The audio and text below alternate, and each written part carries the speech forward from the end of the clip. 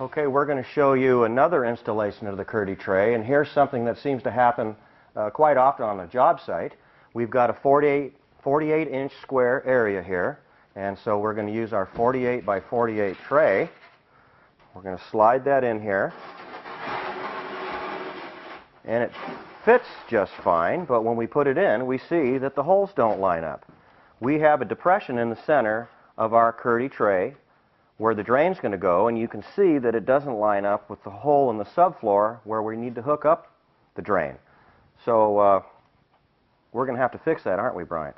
Yeah, it looks like the hole for the drain's over here. So what we'll do is we'll take the tray out and we'll take measurements from each of the 3 walls to the center of this hole in the floor, and we're going to transfer those lines onto the tray, and we'll cut the tray, and when we bring it back it should line right up with the hole in the floor. Okay. Sounds like an easy fix. Let's get to it.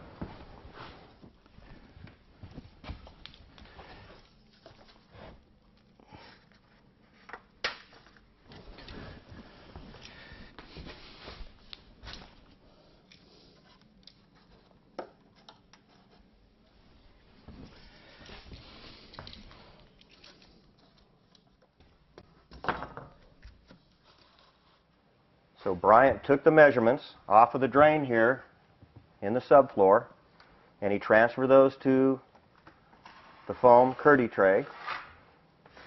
And by embedding the blade of the knife and scoring into the foam, we're going to be able to snap and remove the extra material.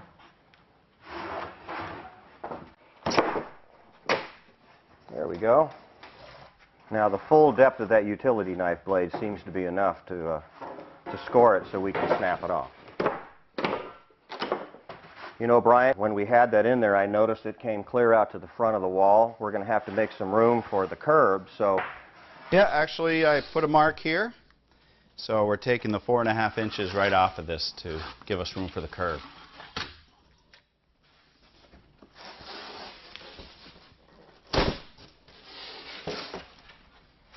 There you go. Now, since we just took that off of the front, we're going to make a note that this is where the curb goes, so when you put it back in, we've got it lined up.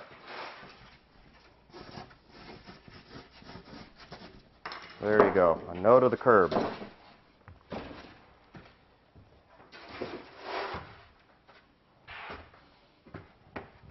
There's what we're looking for. Now we're centered over there, and we'll be able to drop the drain down through that hole, and it will line up with the plumbing to hook it up to the waistline. But now look what's happened over here, Bryant. We've got some extra space because we had a 48-inch tray in a 48-inch area, and we've cut too much of it off. So what's the plan over here? Well, we'll mix up some dry pack material, which is actually Portland cement and sand, and we're going to fill this in and screed it right across this. So that'll all be filled in and be slightly pitched. And now we're ready to seat the Kerdi drain tray. What Brian's using is a 1/4 by 3/8 square or U-notch trowel. That's going to give us a good setting bed so that we have total support of the Kerdi shower tray onto the floor.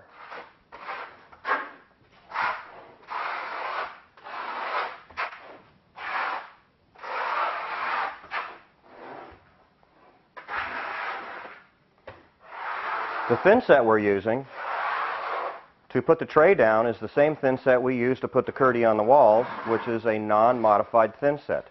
No latex, polymers, or acrylics in it. This would be what's considered a dry set mortar. So now Brian's making sure it's embedded in the thin set, so it's all fully supported. And that's all there is to putting in a Kerdi tray. Okay, let's put in the Kerdi curb. You can see the curb is 6 inches tall, 4.5 inches wide, and 48 inches long. So Bryant took just a little bit off of it because we're just a little smaller than 48 inches. Same thin set we used to put down the tray, which of course was the same thin set we used to lay the Kerdi up on the walls, is what we're using here. We're still using that 1/4 by 3/8 notch trowel.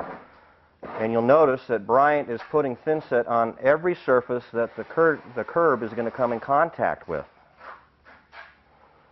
On the floor, of course, on the edge of the Kerdi drain tray,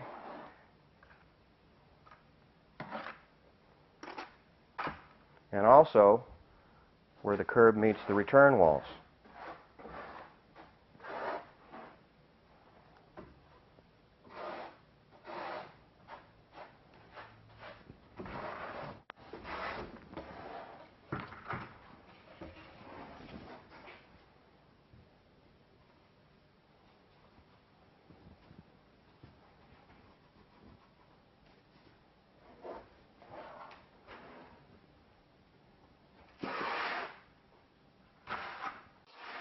He solidly embedded the curb into the thinset,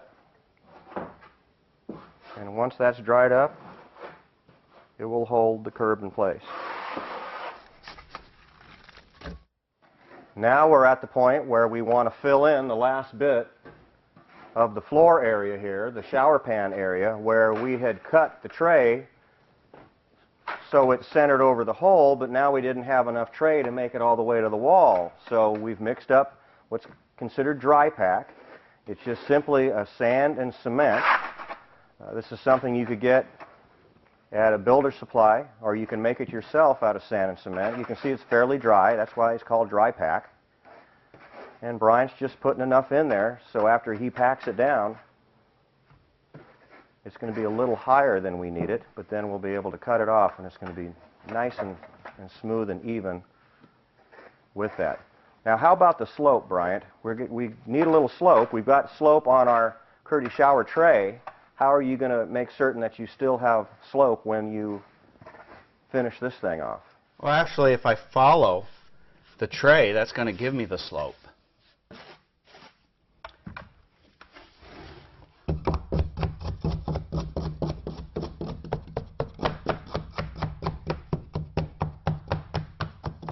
Now he's tamping it down. He doesn't have to use a whole lot of force to tamp it down. It'll be plenty dense with just the pressure he put on there.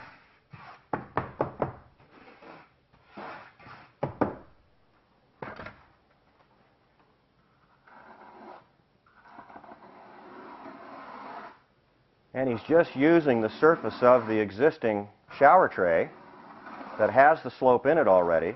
And as long as he follows that with the blade of his trowel, we've just basically added on to that shower tray. Now we've only got, what, about 4 inches or so here, Bryant. We could probably do this with more area than just 4 inches. Yeah, you could actually extend this quite a bit. So, but that's all there is to it. So I'm using my trowel. You can see how it's riding on the tray.